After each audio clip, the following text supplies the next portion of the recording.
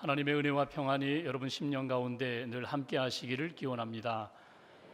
데일 카네기가 지은 근심이요 안녕이라는 소책자에 실린 이야기입니다.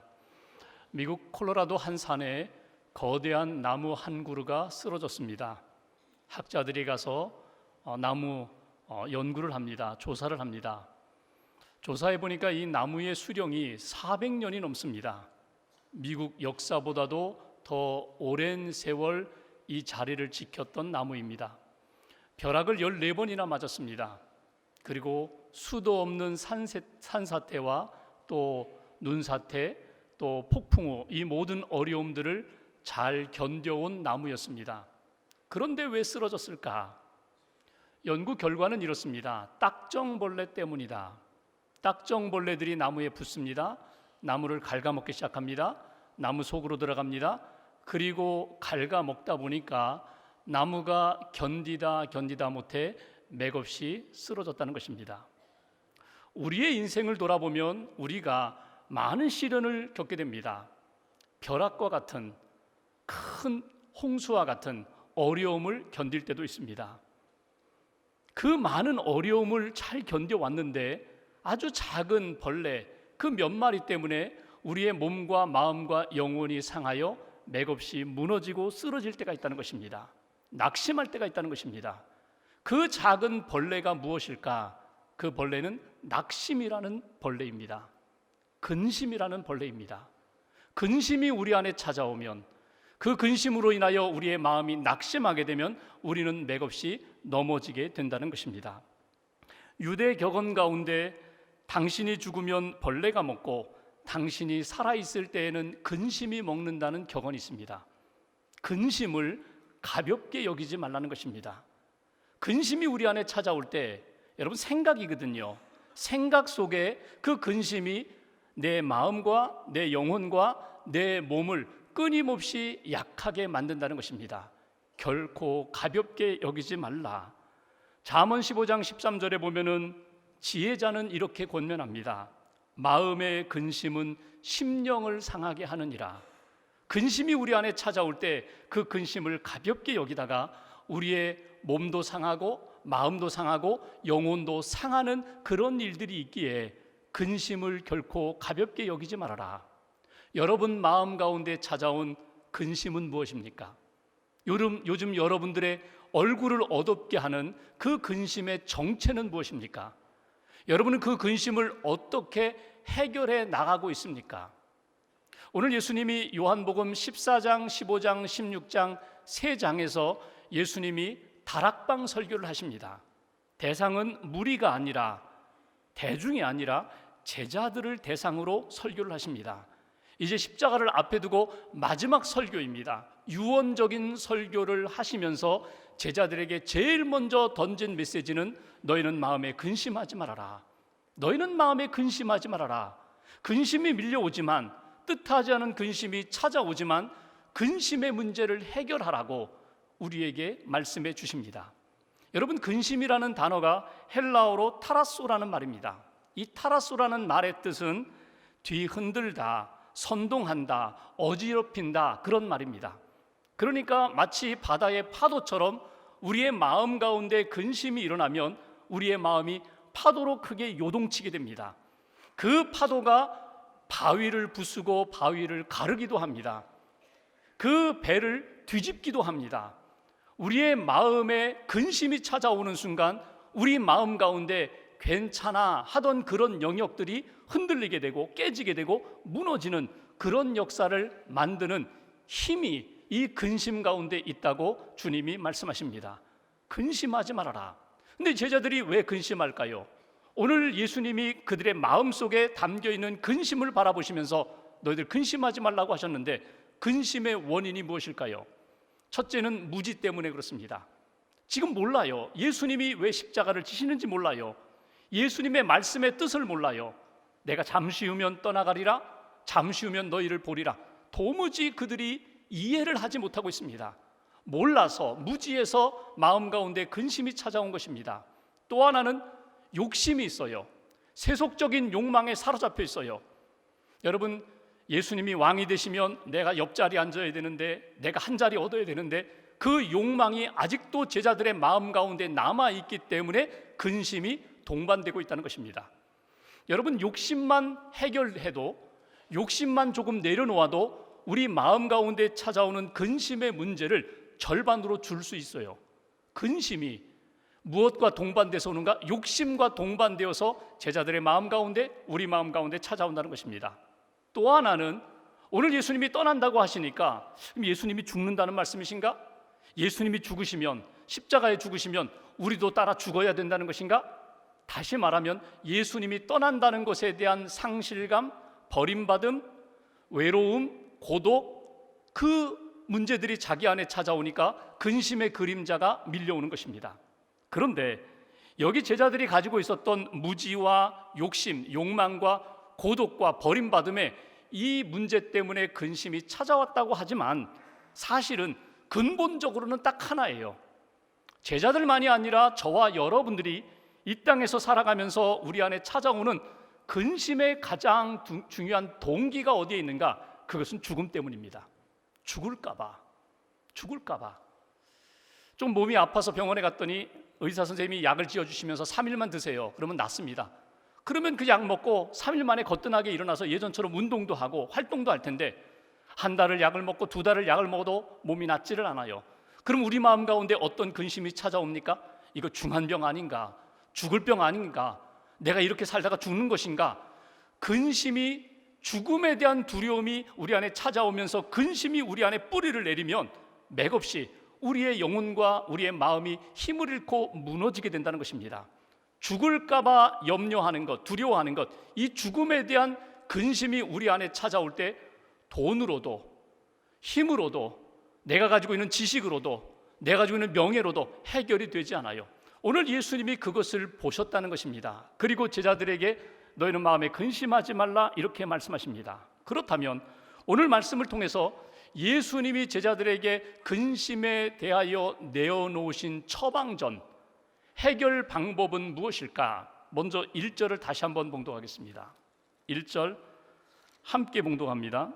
너희는 마음에 근심하지 말라, 하나님을 믿으니 또 나를 믿으라. 아멘. 너희는 마음에 근심하지 말라, 하나님을 믿고 또 나 예수를 믿으라고 우리에게 말씀하십니다. 오늘 첫 번째로 우리가 근심의 해결 방법이 있어요. 예수님이 우리에게 가르쳐 주신 방법은 하나님을 믿으라는 거예요. 제대로 믿으라는 거예요. 적극적으로 믿으라는 거예요. 확신을 가지고 하나님을 믿으라고 우리에게 말씀하십니다. 하나님을 믿고 또 따로 예수를 믿는 것이 아니라 하나님을 믿는 믿음 안에서 예수님을 믿고, 예수님을 믿는 믿음 안에서 하나님을 믿으라. 사실은 한 분이신 하나님, 그의 아들 예수 그리스도를 굳세게, 굳건하게 믿고 붙잡으라는 것입니다. 여러분, 우리가 믿는 하나님은 어떤 분이세요? 하나님은 창조주 하나님이세요. 무에서 유를 말씀으로 창조하신 분이십니다. 하나님은 어떤 분이세요? 우리의 생명의 주관자가 되시는 분입니다. 우리의 생명, 생사화복을 주관하시는 하나님이십니다. 하나님은 어떤 분이세요? 우리 인생의 모든 것들을 선한 길로 인도해 주시는, 그리고 마지막에서 합력하여 선을 이루시는 하나님이십니다. 그 하나님을 분명하게 믿는다면, 믿음으로 고백한다면 근심의 문제는 문제가 되지 않는다. 이게 예수님이 주신 말씀이에요. 우리가 믿는 예수님은 어떤 분이세요?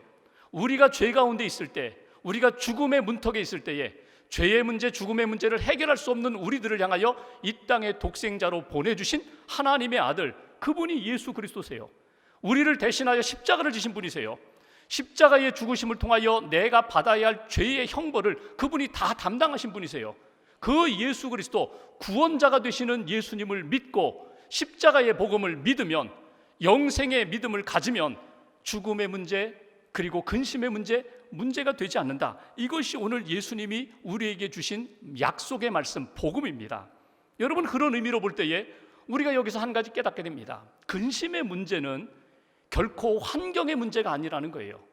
근심의 문제는 지금 정치, 경제, 사회, 문화, 나의 건강의 문제가 아니라 이 근심의 문제는 전적으로 믿음의 문제라는 거예요.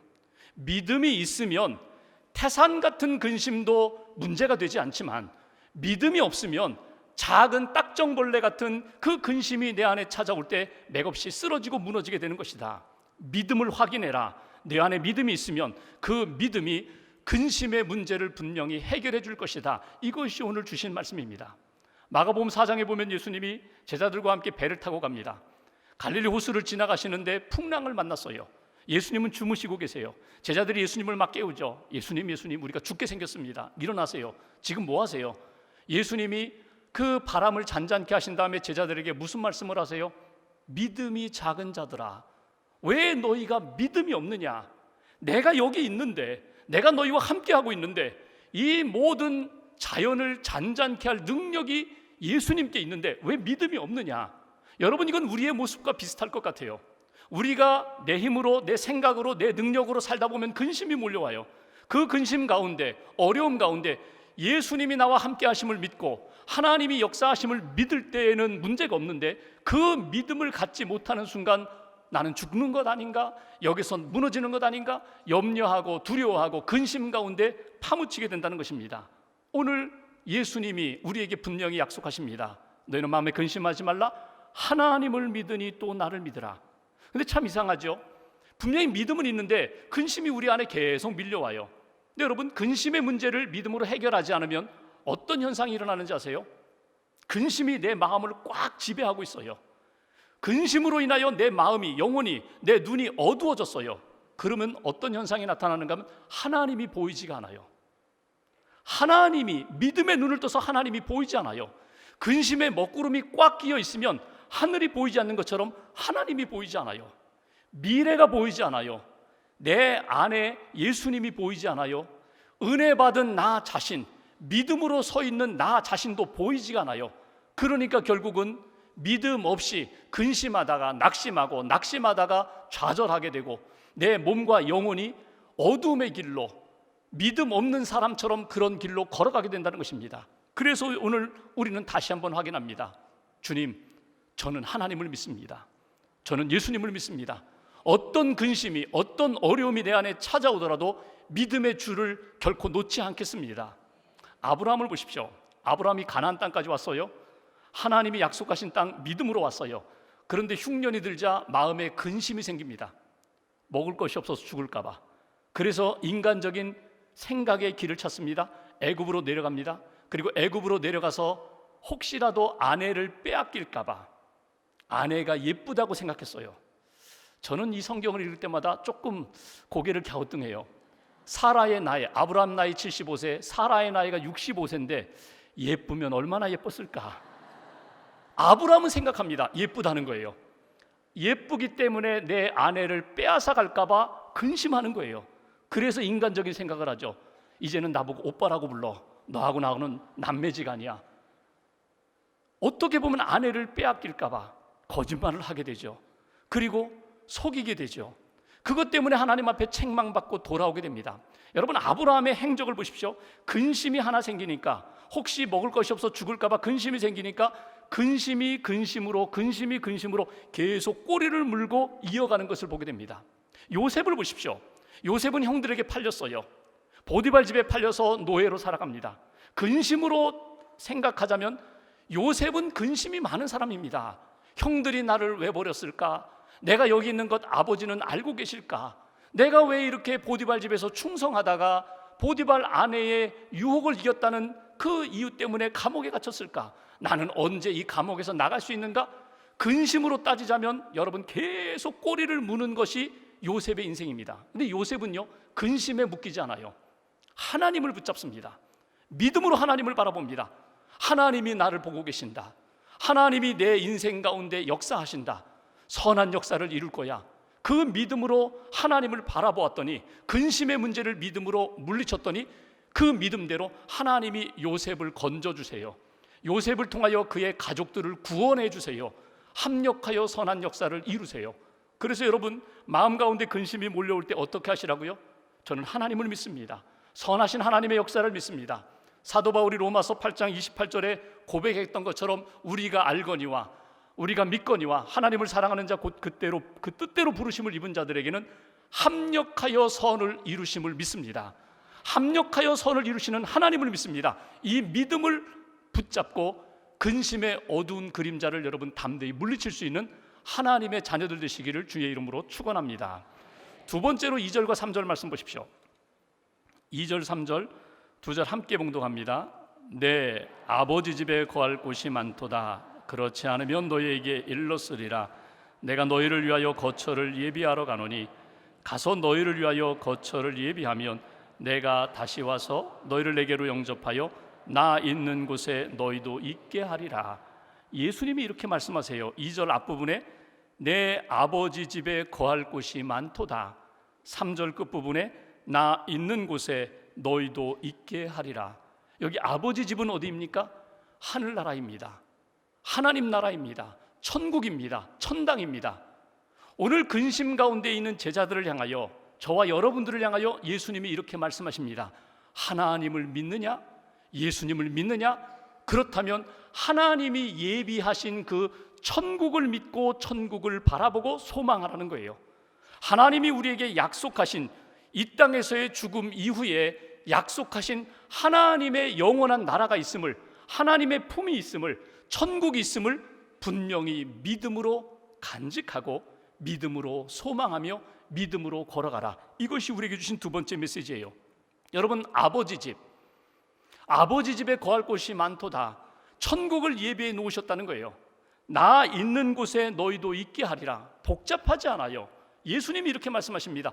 그곳에 내가 있다. 그곳에 하나님 아버지가 계시다. 그곳은 믿음의 사람들에게 준비된 곳이야. 여러분, 이 땅 살아가면서 이 땅이 전부가 아니에요. 여러분, 그것은 알고 계시죠? 여러분, 그것은 믿고 계시죠? 내가 이 땅에서 100년을 살아도 이 땅이 전부가 아닙니다. 우리는 이 땅에서의 삶 이후의 결론을 붙잡고 있어요. 의의 최후 승리와 영생을 우리는 믿는다. 하나님이 약속하신 천국에 대한 믿음을 결론으로 붙잡고 있어요. 예수 믿은 하나님의 백성들이 가야 할 곳, 아니 예비하신 그 땅을 바라보면서 우리가 걸어가고 있어요. 요한복음을 기록한 사도 요한이 요한계시록에 반모섬에서 환상을 보면서, 천국에 대한 환상, 미래에 대한 환상을 보면서 요한계시록을 썼는데, 요한계시록 21장 4절에 보면은 천국에 대하여 요한은 이렇게 쓰고 있습니다. 모든 눈물을 그 눈에서 닦아주시니 다시는 사망이 없고 애통하는 것이나 곡하는 것이나 아픈 것이 다시 있지 아니하리니 처음 것들이 다 지나갔음이로라. 여러분, 우리가 바라보는 천국은 어떤 곳이라고요? 눈물도 고통도 아픔도 갈등도 어두움이 없는 주님이 계신 곳, 주님의 품, 주님이 나를 회복시켜 주셔서 주님과 함께 영원히 평강을 누리는 곳, 그곳을 우리에게 약속해 주셨다는 거예요. 여러분, 천국에 대한 믿음을 갖는 것과 소망을 갖는 것과 지금 이 땅에서의 내가 삶을 살아가면서 근심과 걱정과 염려, 이 문제와 어떤 상관관계가 있을까? 발명왕 에디슨이 85세까지 살았습니다. 그가 그 발명을 1000개 이상을 했어요. 근데 그가 노년에 발명을 더 많이 했어요. 어떤 사람이 에디슨에게 물었다고 하죠. 당신이 이렇게 발명을 많이 할 수 있었던 비결은 무엇입니까? 당신이 이렇게 왕성하게 활동할 수 있었던 비결을 가르쳐 주십시오. 그랬더니 에디슨이 전혀 뜻밖의 대답을 합니다. 믿음 때문입니다. 저에게는 믿음이 있기 때문에 발명을 더 잘할 수 있었습니다. 그 믿음이 무엇인가? 나는 발명할 수 있어. 사람들에게 필요한 것 나는 찾아서 발명할 수 있는 아이디어가 있어. 아이디어를 내가 물건으로 만들 수 있는 확신이 있어. 여러분, 그런 확신이 아닙니다. 그런 믿음이 아닙니다. 에디슨이 이렇게 얘기합니다. 나에게는 이 땅에서의 삶을 끝내고 내세로 준비된 천국에 대한 믿음이 있습니다. 천국에 대한 믿음이 있으니까 이 땅에서 내게 주어진 시간이 너무나 소중하고 내게 주어진 삶에 나는 충실할 수밖에 없습니다. 감사할 수밖에 없습니다. 그러니까 천국에 대한 믿음이 이 땅에서의 나의 삶에 힘이 된다는 거예요. 오늘 예수님은 이렇게 말씀하십니다. 하나님을 믿으니 나를 믿으라. 내 아버지 집에 거할 곳이 많도다. 나 있는 곳에, 예수님이 있는 곳에 너희들도 있게 하리라.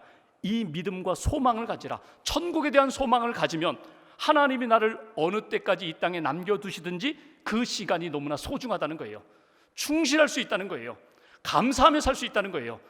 작은 쉽게 말하면 근심의 문제가 결코 문제가 되지 않는다는 거예요. 뛰어넘을 수 있다는 거예요. 왜? 우리는 결론이 있기 때문에, 천국에 대한 결론을 가지고 있기 때문에 이러한 시시한 문제에 매달리면서 거기에 허우적거리며 사는 인생이 아니야. 나는 뛰어넘을 수 있어.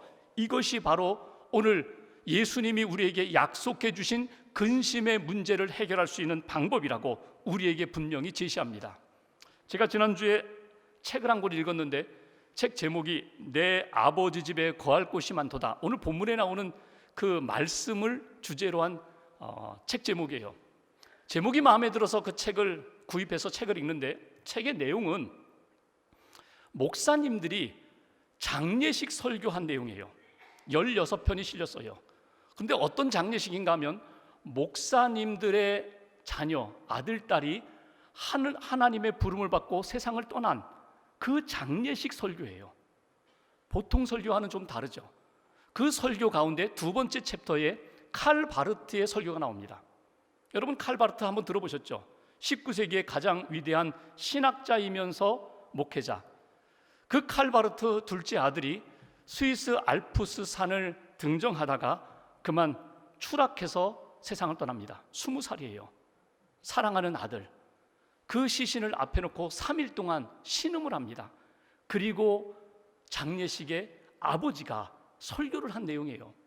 본문을 고린도전서 13장 12절로 정했습니다. 고린도전서 13장 12절에 이런 내용이 있습니다. 지금은 희미하나 그때에는 얼굴과 얼굴을 대하여 볼 것이요, 지금은 부분적으로 알고 있지만 그때에는 주께서 나를 아신 것 같이 온전함으로 내가 알게 되리라. 지금과 그때, 이 두 시간을 주제로 가지고 장례식 설교를 했어요. 그러면서 칼 바르트가 믿음으로 정리를 합니다. 지금이라는 시간과 이 땅에서의 시간과 그때의 시간이 멀리 떨어져 있지 않다는 거예요. 그때의 시간이 우리가 상상할 수 없는 먼 시간이 아니라 이 시간은 함께 있는 시간이다. 가까이 있는 시간이다. 하나님이 나를 부르시는 그 순간에 내가 주님 앞에서 온전히 주님과 함께 새로운 시간으로 살아가는 그 시간, 함께 마음으로 믿음으로 품고 소망 가운데 살아가야 할 시간이라고. 저는 오늘 예수님이 우리에게 이렇게 말씀하십니다. 내가 너와 함께한다.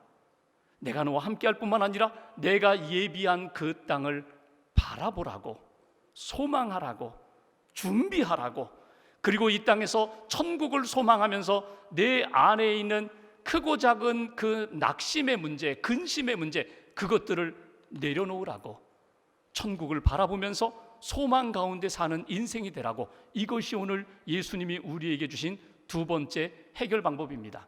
세 번째로 4절부터 6절 말씀을 보실까요? 제가 봉독합니다. 4절. 내가 어디로 가는지 그 길을 너희가 아느니라. 도마가 이르되 주여 주께서 어디로 가시는지 우리가 알지 못하거늘 그 길을 어찌 알겠사옵나이까. 6절 같이 봉독합니다.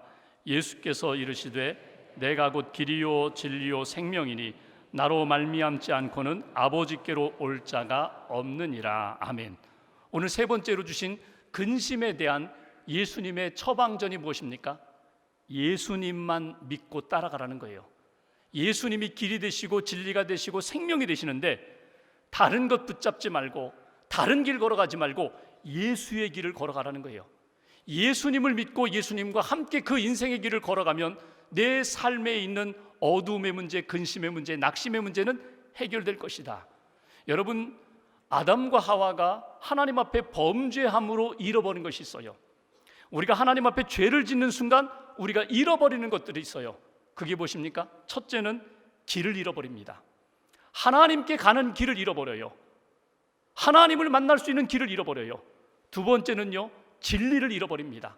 무엇이 빛이고 무엇이 참된 것인지 분별을 하지 못해요. 그러니까 어둠의 노예가 되어서, 어둠의 종, 거짓의 종이 되어서 허우적거리게 돼요. 생명을 잃어버립니다. 육신적인 생명은 있는데 영적인 생명을 잃어버립니다. 하나님의 형상을 잃어버립니다. 그런데 이것을 누가 회복시켜 주셨다고요? 예수님이 회복시켜 주셨습니다. 예수님을 믿는 순간 예수님을 통하여 하나님을 만날 수 있는 길을 얻게 되었고, 예수님의 길을 걸어가면서 하나님이 비춰주시는 빛 가운데, 예수님이 비춰주시는 진리의 빛 가운데 무엇이 참된 것인지를 분별할 수 있게 하셨고, 그리고 마지막에는 생명을 얻는 그 은혜와 복을 우리에게 약속해 주셨다는 것입니다. 그래서 우리는 날마다 점검하셔야 돼요. 사건을 만날 때마다 점검하셔야 돼요. 내가 지금 예수님과 함께 있는가? 예수님의 길을 걸어가고 있는가? 이 길이 진리의 길인가? 이 길이 생명의 길인가? 여러분, 간혹 우리가 인생길을 걸어갈 때에 여러분 내 길을 걸어갈 때가 있어요. 마이 웨이. 그냥 이 길 걸어가면 되겠지. 여러분, 아닙니다. 늘 점검하셔야 돼요. 이게 예수님이 기뻐하시는 길인가? 이게 예수님이 원하시는 길인가?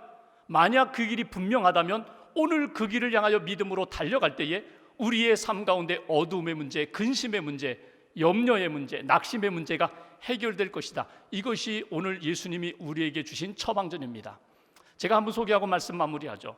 제가 처음 목회를 시작하면서 목사님들의 도움을 많이 받았어요. 책으로 도움을 많이 받았고 말씀으로 도움을 많이 받았는데, 제게 도움을 주셨던 목사님 중에 한 분이 하혜룡이라는 목사님이십니다. 이분은 장로교 목사님이세요. 서울 베델교회에서 27년간 목회하셨던 목사님이신데, 이분의 글과 이분의 설교집을 통하여 제가 많이 은혜를 받았어요.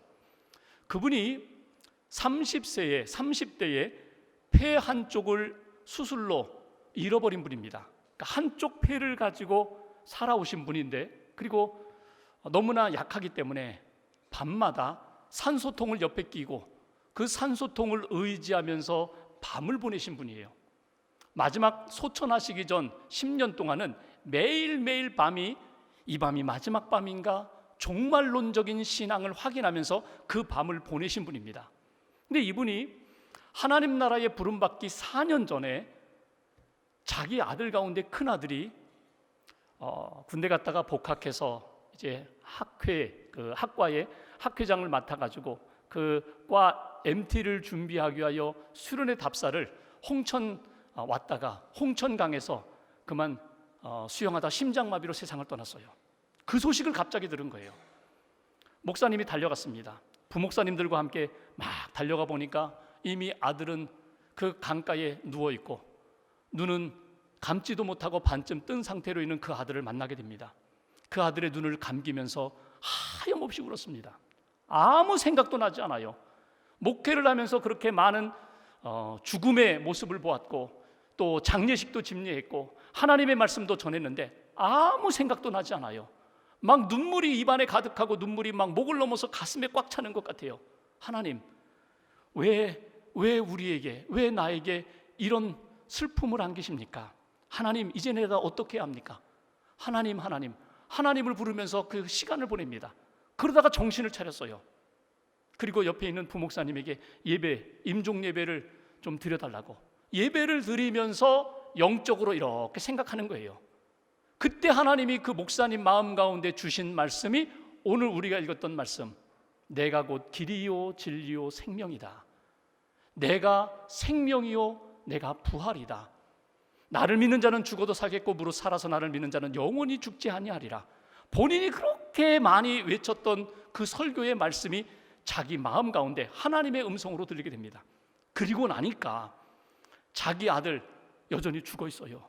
그 죽은 아들 앞에서 이렇게 외칩니다. 주님, 저는 주님의 능력을 믿습니다. 저는 천국을 믿습니다. 주님의 부활을 믿습니다. 우리도 부활할 것을 믿습니다. 부활이라는 게 뭐예요? 변화거든요. 주님이 신령한 몸으로 부활하셨던 것처럼 우리도 신령한 몸으로 부활하여 그 영원한 아버지의 집에서 살게 될 것을 믿습니다. 그 믿음으로 그 말씀을 붙잡고 힘을 얻고 일어나셨다는 것입니다. 여러분, 오늘 인생을 살아가면서 끊임없이 우리에게 다가오는 근심의 문제, 여러분 어떻게 해결하시겠어요? 오늘 예수님은 우리에게 분명하게 이렇게 말씀하십니다. 너희는 마음에 근심하지 말아라. 근심이 찾아올 때마다 하나님을 믿으라. 예수님을 믿으라. 내 아버지 집에 하나님께서 예비하신 그 집에 예수님이 계심을 믿고 나를 기다리고 계심을 믿어라. 그리고 예수의 길을 걸어가라. 예수의 길을 담대히 걸어가다 보면 근심과 어두움이 빛으로 바뀔 것이고 평안으로 바뀔 것이고 하나님이 기뻐하시는 믿음의 자녀의 길로 바뀌게 될 것이다. 이 마음, 이 믿음을 가지고 한 주간 동안 믿음으로 승리하시고 주님 부르시는 그날까지 믿음의 길을 담대히 걸어가는 저와 여러분 되시기를 주님의 이름으로 기원합니다. 기도하겠습니다.